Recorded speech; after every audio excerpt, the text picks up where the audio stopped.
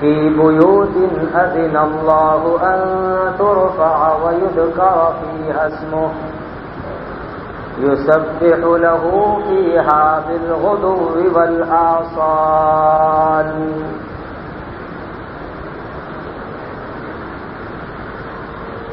یہ سورہ نور کی 36ویں آیت کریمہ ہے. اللہ تعالی ارشاد فرماتے ہیں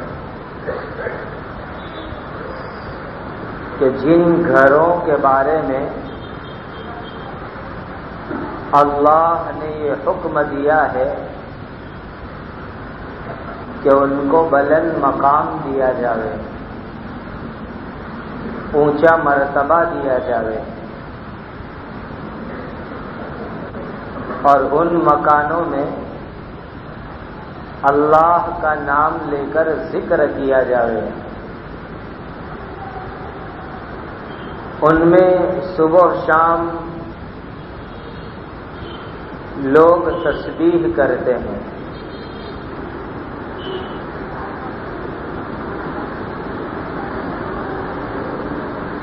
اس آیت میں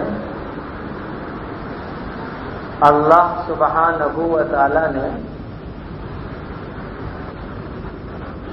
ہم کو ایک بہت ضروری ایڈریس بتلایا ہے.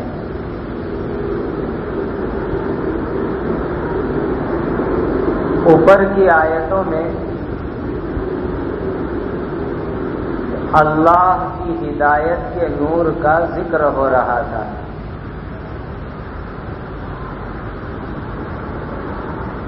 تو یہ ہدایت کہاں ملتی ہے؟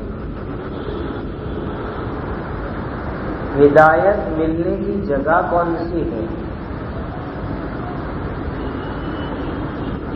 اللہ کا نور کہاں ملے گا؟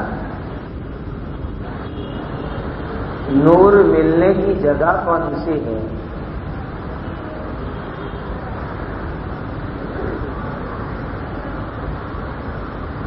یہ اس آیت میں اللہ تعالی بیان فرما رہے ہیں. نمبر 1، مسجدیں. یہ مسجد ہدایت اور اللہ کا نور ملنے کی جگہ ہے. نمبر 2، جو عبادت خانے بنائے جاتے ہیں،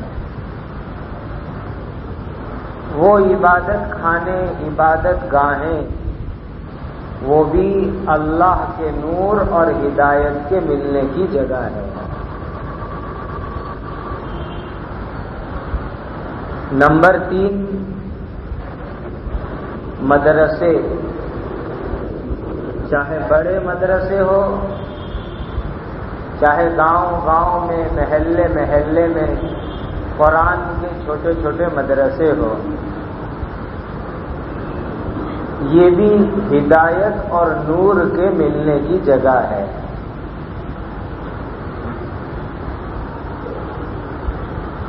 نمبر 4، خانقاہ، جہاں اللہ کے ولی لوگ رہتے ہیں، اللہ کے ولیوں کی ذکر کی مجلس ہوتی ہے. یہ خانقاہ، یہ بھی ہدایت کا نور ملنے کی جگہ ہے. نمبر 5، جہاں دین کی تعلیم ہوتی ہے، اللہ کا دین سکھلایا جاتا ہے،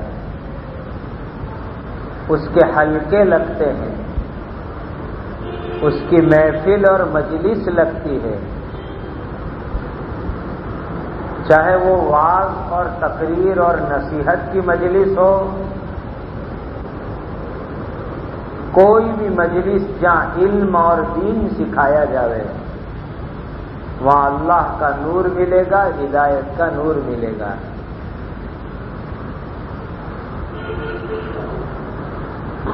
ایک مسجد گھر کے اندر ہوتی ہے.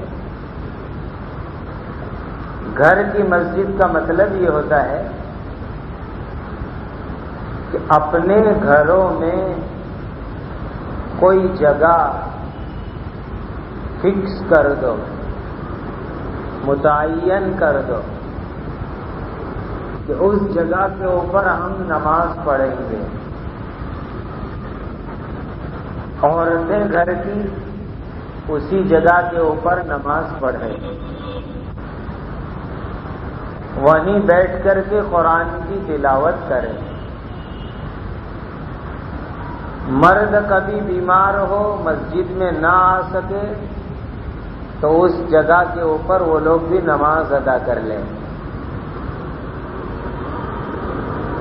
ایسا چھوٹا سا روم، کمرہ مکان میں بنا لیا جائے جو خاص عبادت کے لیے ہو۔ اور اتنی اگر مکان میں جگہ نہ ہو تو کوئی کونا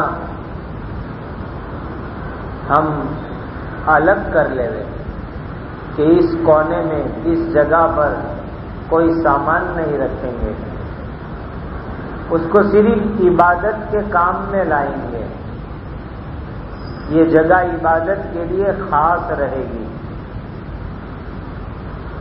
تو مکان میں ایسا روم، ایسا کمرہ، ایسی جگہ ہوتی ہے جہاں نماز پڑھیں، تلاوت کریں، وہ گھر کی مسجد کہلاتی ہے۔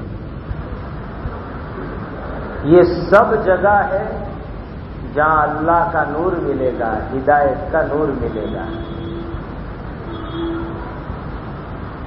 اس میں سب سے اہم جگہ ہے مسجد۔ مسجد کے بارے میں ایک روایت میں آیا ہے کہ جب قیامت ہوگی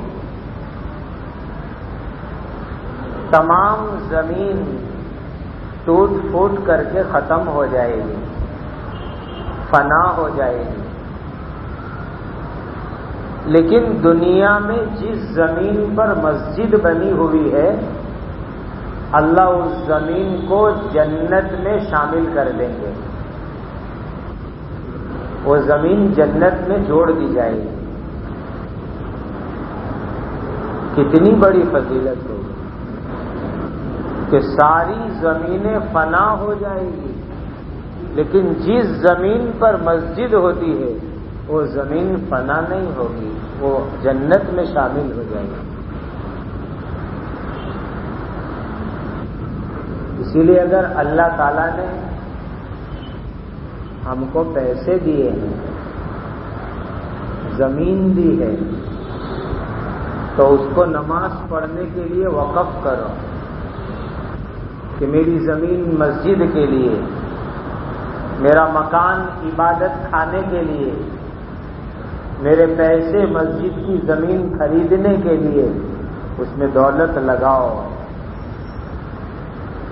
یہ وہ مبارک چیز ہے جو فنا نہیں ہوتی، اور جس جگہ پر بیٹھ کر کے نماز پڑھی جاتی ہے، قرآن پڑھا جاتا ہے، اللہ کا ذکر ہوتا ہے، دین کی مجلسیں ہوتی ہے، وہ زمین دوسری تمام زمینوں کے اوپر فخر کرتی ہے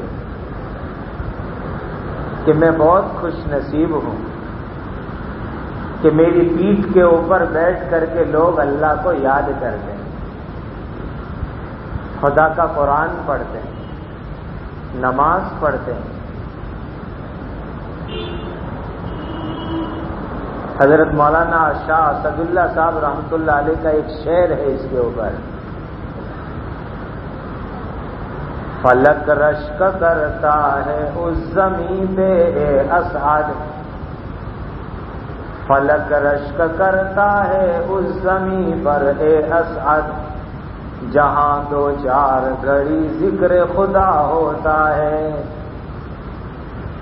کہ زمین کے جس حصے پر اللہ کا نام لیا جاتا ہے، اللہ کا ذکر ہوتا ہے، قرآن پڑھا جاتا ہے، نماز پڑھی جاتی ہے، آسمان زمین کے اس حصے کو دیکھ کر کے حسرت کرتا ہے، رشک کرتا ہے، کتنا پیارا یہ ٹکڑا ہے، کتنی پیاری یہ زمین ہے کہ جہاں اللہ کا نام لیا جاتا ہے۔ اور حدیث میں آتا ہے جس جگہ پر قرآن پڑھایا جاتا ہے، جہاں بیٹھ کے لوگ قرآن پڑھتے ہیں، پڑھاتے ہیں، وہ جگہ بڑی نورانی ہوتی ہے، بڑی چمکدار ہوتی ہے، اتنی نورانی ہوتی ہے کہ ہم جب آسمان کو دیکھتے ہیں تو پورا آسمان کالا کالا معلوم ہوتا ہے، لیکن اس میں ستارے چمکتے ہوئے نظر آتے ہیں، جگمگاتے ہیں ستارے۔ کہ آسمان پر رہنے والے فرشتے جب دنیا کو دیکھتے ہیں تو ساری دنیا ان کو کالی معلوم ہوتی ہے، لیکن جہاں پر قرآن پڑھا جاتا ہے، مدرسہ ہے، بچے قرآن پڑھتے ہیں، حافظ ہوتے ہیں، قرآن کی تفسیر ہوتی ہے، معائنہ ہوتا ہے، وہ جگہ آسمان کے فرشتوں کو ستارے کی طرح چمکتی ہوئی نظر آتی ہے، اتنی مبارک وہ جگہ ہے۔ اس لیے مسجدوں کا، مدرسوں کا، خانقاہ کا ادب کرنا چاہیے، احترام کرنا چاہیے، اس کی عظمت ہونی چاہیے۔ اب ادب اور احترام دو طرح ہوتا ہے، ایک ادب اور احترام تو یہ ہے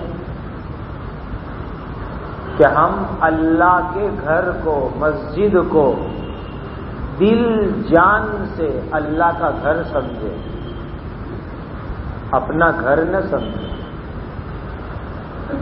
دل میں اس کی عظمت ہو، دل میں اس کا احترام ہو، اور جس کے دل میں اللہ کے گھر کا احترام ہوگا، مسجد کی عظمت ہوگی، وہ مسجد میں آ کر کے شور نہیں کرے گا، دنیا کی بات چیت نہیں کرے گا، بیکار کام نہیں کرے گا، بیکار باتیں نہیں کرے گا، مسجد میں لڑائی جھگڑا نہیں کرے گا۔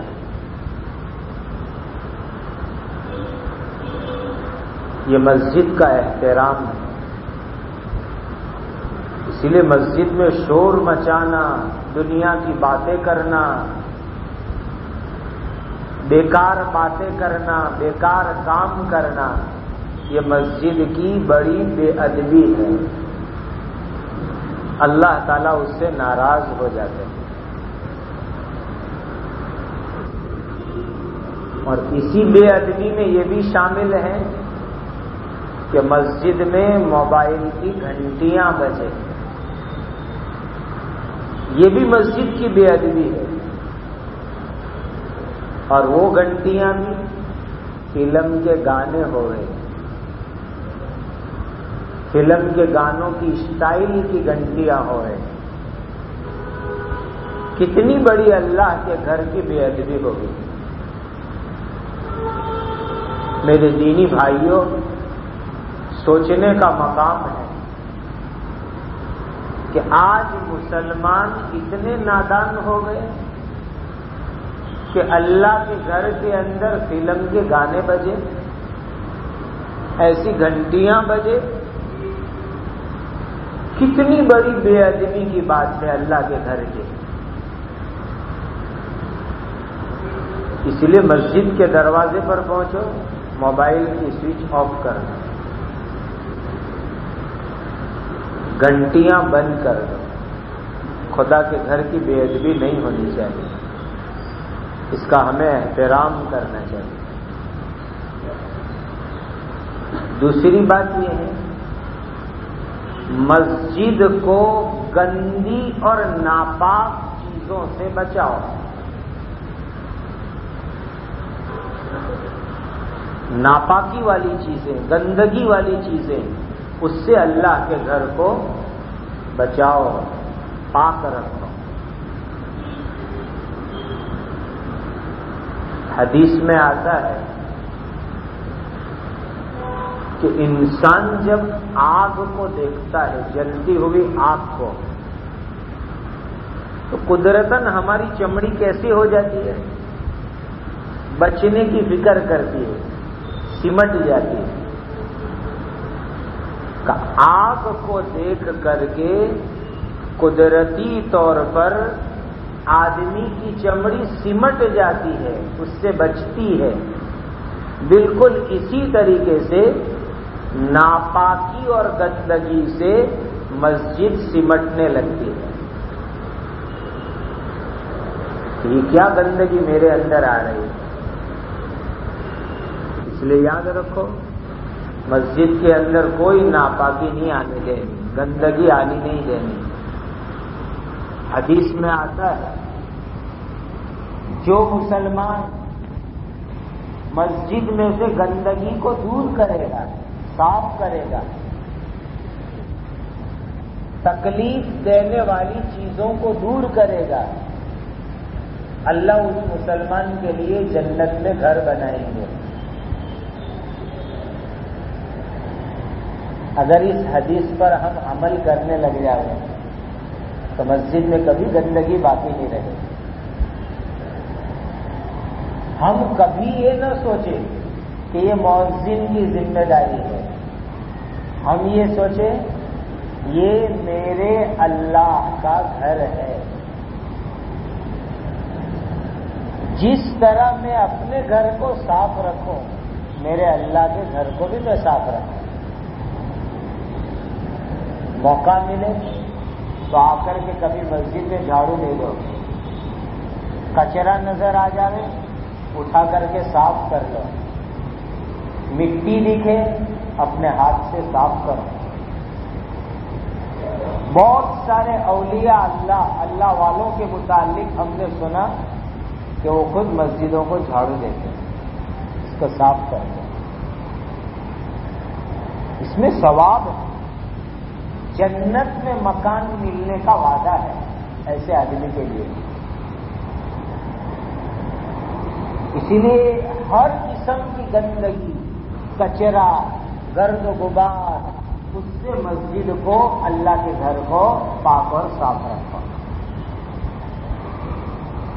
اور اسی کے اندر یہ بھی ہے کہ پیاز کھا کے مسجد میں آنا، لہسن کھا کر کے مسجد میں آنا، اس کی وجہ سے بدبو آتی ہے. یہ بھی ایک طرح کی گندگی ہے. پیاز کھاؤ تو پہلے صاف کرو منہ کو اور پھر مسجد میں آؤ. لہسن کھاؤ تو منہ کو صاف کرو اور صاف کر کے پھر مسجد کے اندر آؤ.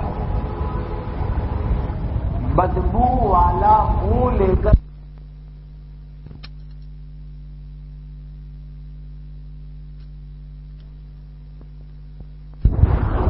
جن لوگوں کو، جن کے دل میں اللہ کا ڈر ہے، ان کو قرآن راستہ بتائے گا. اللہ کے ڈر کے بغیر تو کچھ نہیں. دل میں ڈر ہوگا قرآن راستہ بتلائے گا. دل میں ڈر ہوگا قرآن کی نصیحت سے فائدہ ہوگا. باقی کچھ نہیں. کافر، مشرک، یہود، نصارہ، پتہ نہیں کون کون لوگ دنیا میں قرآن حدیث پڑھتے ہیں. بعض ہم سے زیادہ پڑھتے ہیں، دل میں کوئی اثر نہیں، کوئی فائدہ نہیں، ایمان نہیں لاتے. قرآن کو ایک اسٹڈی بک کی طرح پڑھ لیتے ہیں، رکھ دیتے ہیں. بات یہ ہے کہ دل میں اللہ کا ڈر ہوگا تو یہ قرآن کی نصیحت سے اس کو فائدہ ہوگا.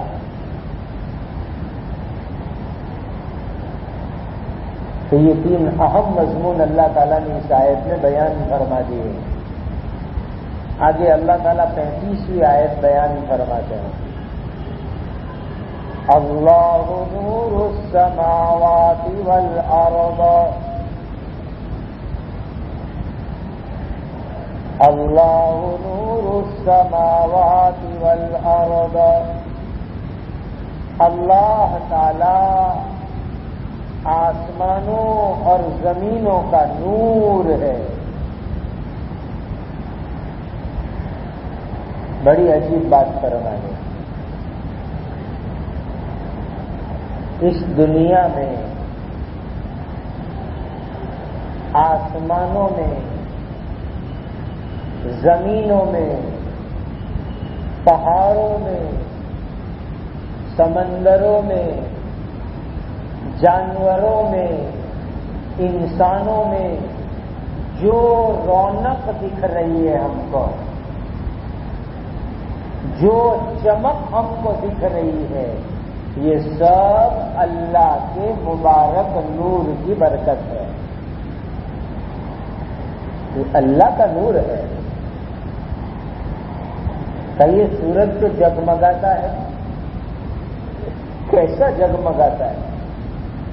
5 منٹ ہم سورج کے سامنے نظر کو ٹکا نہیں سکتے، ورنہ ہماری نظر خراب ہو جائے گی.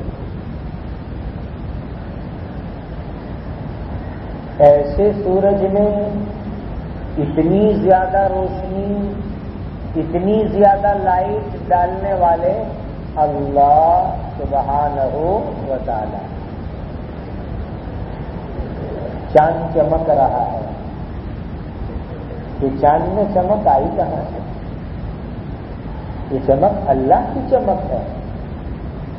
اللہ نے اپنے نور سے چاند میں چمک ڈالی تو یہ چاند چمکنے لگا. اسی لیے آپ دیکھو اللہ نے سورج کو بھی چمکایا، چاند کو بھی چمکایا، لیکن اللہ جب چاہتے ہیں تب اس کو جھانکھا بنا دیتے ہیں، بے نور بنا دیتے ہیں، کالا بنا دیتے ہیں. اب ہم شور مچاتے ہیں کہ گرہن ہو گیا، سورج گرہن ہو گیا، چاند گرہن ہو گیا. یہ کیا ہوا؟ اللہ نے ان کو نور دیا تھا اور اللہ نے اپنی قدرت سے نور چھین لیا تو گرہن ہو گیا. یہ سب اللہ کی قدرت ہے. اللہ نور السماوات والارض. دیکھو شروع تاریخ میں، یعنی جب مہینہ شروع ہوتا ہے، چاند کتنا پتلا ہوتا ہے، اللہ نے اس کی روشنی چھین لی. پھر روزانہ اللہ اس کو دھیرے دھیرے دھیرے دھیرے تھوڑی دیتے ہیں، 14ویں کو پورا روشن ہو جاتا ہے. پھر اللہ اس کی روشنی کو گھٹاتے گھٹاتے گھٹاتے گھٹاتے 24-25 پر جا کر کے پھر چاند کالا ہو جاتا ہے، دکھتا ہی نہیں ہے. یہ کمال ہے اللہ کی قدرت کا.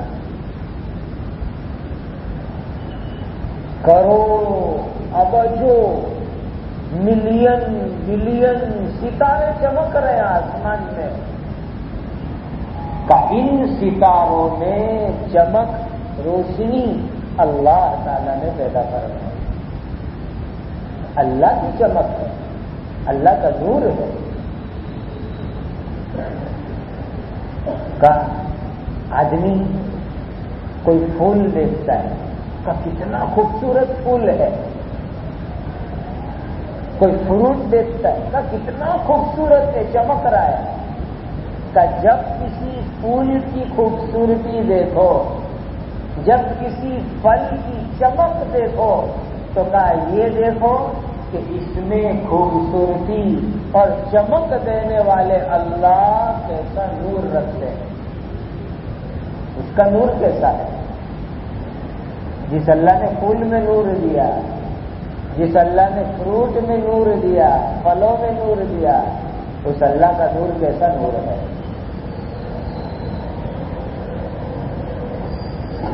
کہ اولیاء اللہ، اللہ کے نیک بندے، ہم ان کا چہرہ دیکھتے ہیں کیسا نورانی چہرہ ہے، آدمی دیکھ کے دنگ رہتا ہے۔ کہیں اللہ کے نیک بندوں کے چہرے کے اوپر جو نور آیا کہاں سے آیا؟ کہیں اللہ کی طرف سے نور آیا۔ اور اللہ کے نیک بندوں کے دلوں میں بھی نور ہوتا ہے، ان کے دل بھی چمکتے ہوتے ہیں۔ علامہ اقبال نے کہا نا اللہ والوں کے نور کے بارے میں، ان کے دل میں کیسی چمک ہوتی ہے، کیسی نورانیت ہوتی ہے۔ پہلے ہی اللہ والوں سے دور بھاگتے تھے، اللہ کے ولیوں سے۔ ایک مرتبہ ایک اللہ کے کامل ولی سے ملاقات ہو گئی، جن کا دل نورانی تھا، چمکدار دل، ان سے ملاقات ہو گئی تو اقبال کی زندگی بدل گئی اور کہنے لگے جلا سکتی ہے شمع کشتا کو موجے نفس ان کی، الہی کیا چھپا ہوتا ہے اہل دل کے سینوں میں، نہ پوچھ ان خرقہ پوشوں کی ہو ارادت تو دیکھ ان کو، ید بیضا لیے پھرتے ہیں اپنی آستینوں میں۔ کا جو موسیٰ علیہ السلام کا چمکتا ہاتھ تھا کہ اللہ تعالیٰ نے اس امت کے ولیوں کے دلوں کو ایسا نورانی اور چمکدار بنایا ہے۔ نہ پوچھیں خرقہ پوشوں کو ہو ارادت تو دیکھ ان کو، ید بیضا لیے پھرتے ہیں اپنی آستینوں میں۔ تو کہ اولیاء اللہ کے، پیغمبروں کے، نبیوں کے، رسولوں کے چہرے کا نور اور دل کا نور یہ سب اللہ کا نور ہے۔ اللہ نور السماوات والارض، جو خود بھی جگمگاتا ہے، روشن ہے اور دوسروں کو بھی روشن کر دیتا ہے، جگمگا دیتا ہے۔ خود بھی جگمگاتا روشن اور دوسروں کو بھی جگمگا دیتا ہے۔ عجیب یہ نور ہے کہ یہ ساری دنیا، سارے آسمان، ساری مخلوقات، اس کی چمک، اس کی رونق، اس کی خوبصورتی کا یہ سب کا سب اللہ کا نور ہے۔ ایک چیتا آیا تھا، ایک معمولی چیتا، وہ بھی مثالی تجلی تھی، ڈائریکٹ بھی تھی، کچھ تجلی مثالی۔ حضرت موسیٰ علیہ السلام نے طور پہاڑ پہ کہا تھا نا کہ رب ارنی انظر الیک، اللہ میں آپ کو دیکھنا چاہتا ہوں۔ اللہ کی بات سنی موسیٰ علیہ السلام نے طور پہاڑ سے، اتنا مزہ آیا موسیٰ علیہ السلام کو خدا کی بات نے، ایسا پیار، ایسی مٹھاس، ایسی نورانیت کہ درخواست کر دی، اللہ مجھے آپ کو دیکھنا ہے۔ کیا جواب ملا؟ قال لن ترانی، موسیٰ دنیا میں رہ کر کے تم مجھے نہیں دیکھ سکتے،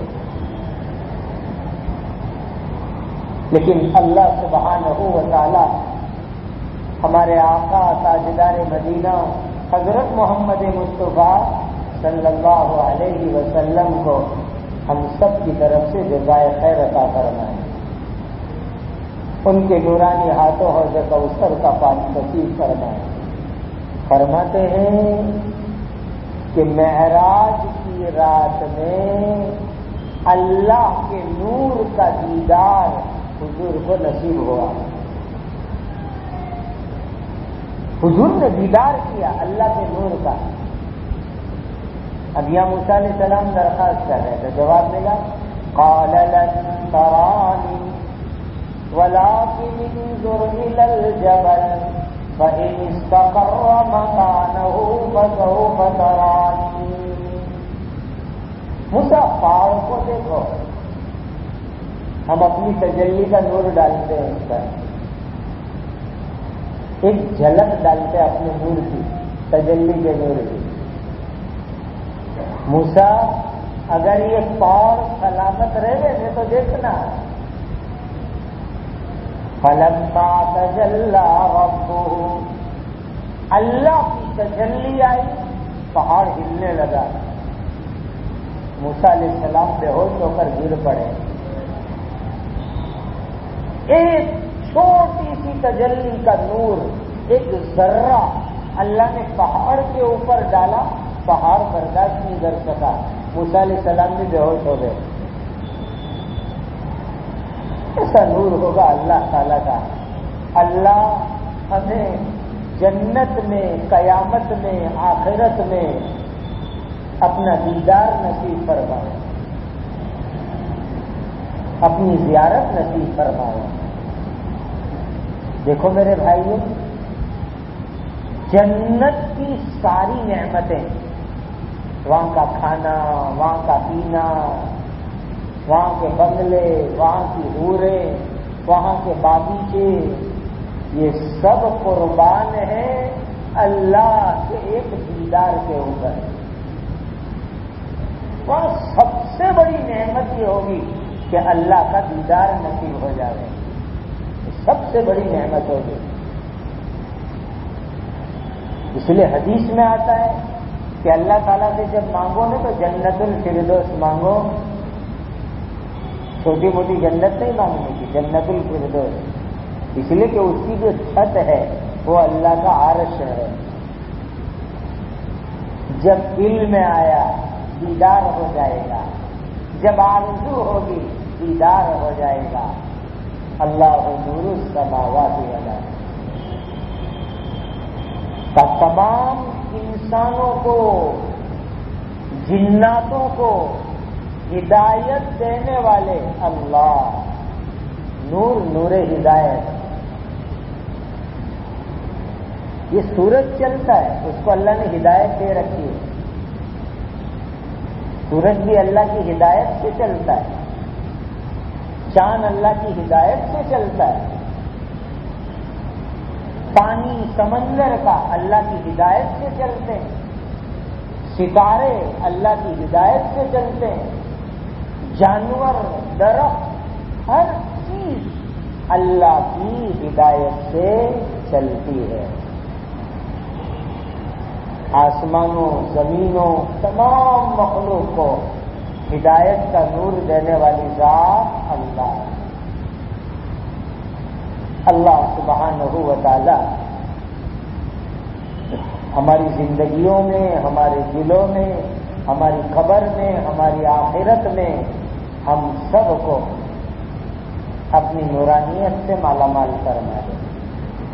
ہدایت کاملہ تامہ، ہدایت ایمان سے اللہ ہمیں مالا مال فرما دے کہ جس نور کی برکت سے دنیا میں گمراہی سے ہماری حفاظت ہو جائے اور آخرت میں جہنم سے، عذاب سے ہماری حفاظت ہو جائے.